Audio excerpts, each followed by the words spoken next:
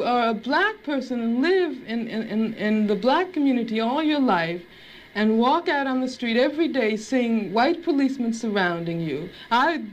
When I was living in Los Angeles, for instance, long before the situation in LA ever occurred, I was constantly stopped. No, the police didn't know who I was, but I was a black woman, and I had a natural, and they, I suppose, thought that I might be a, quote, militant.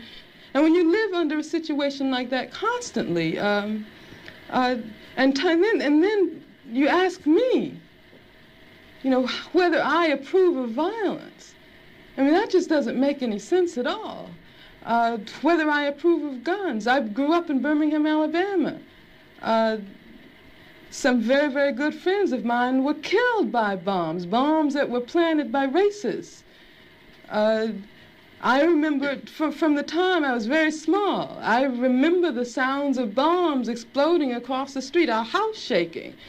I remember my father having to have guns at his disposal at all times because of the fact that at any moment we might expect to be attacked. The man who was at that time in complete control of the city government, his name was Bull Connor, would often get on the radio and make statements like, niggers have moved into a white neighborhood, we better expect some bloodshed tonight. And sure enough, there would be bloodshed. After the 4 young girls who lived, one of them lived next door to me. I was very good friends with the sister of another one.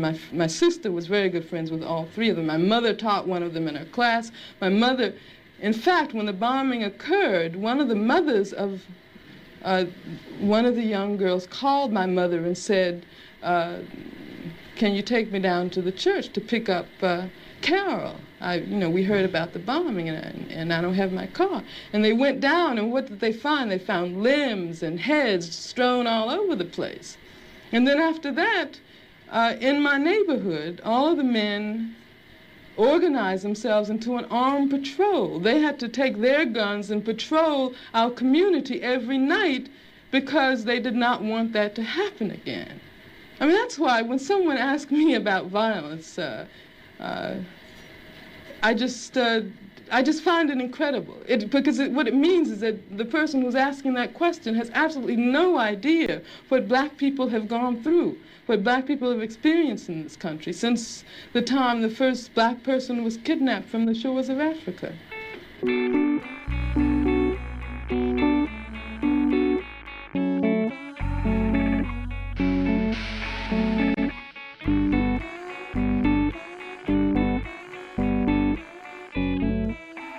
This period, the pain to remain the same outweighed the pain to change.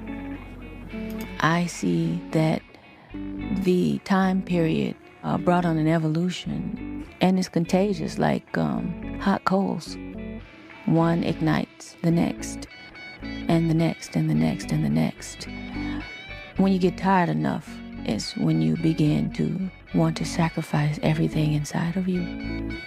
The fear just leaves. This is what happened in this time period.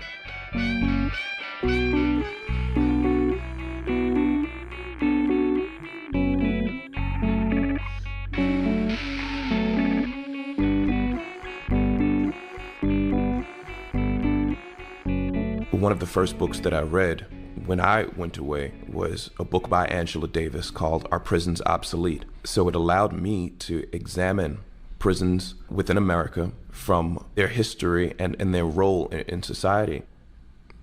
Life comes full circle sometimes. My senior paper prior to graduating was written on Angela Davis, and I studied her. I studied at her feet without ever meeting her, because agree with her or disagree with her, her thinking is so critical that it forces you to pay attention and to re-examine what you've taken for granted. To be reintroduced to one of my childhood heroes during one of the darkest periods of my life over the course of my own incarceration was moving, inspiring, cathartic, in some ways depressing. The book isn't, it's neither dense nor thick. It's almost pamphlet-like, which made it really accessible as an introductory text.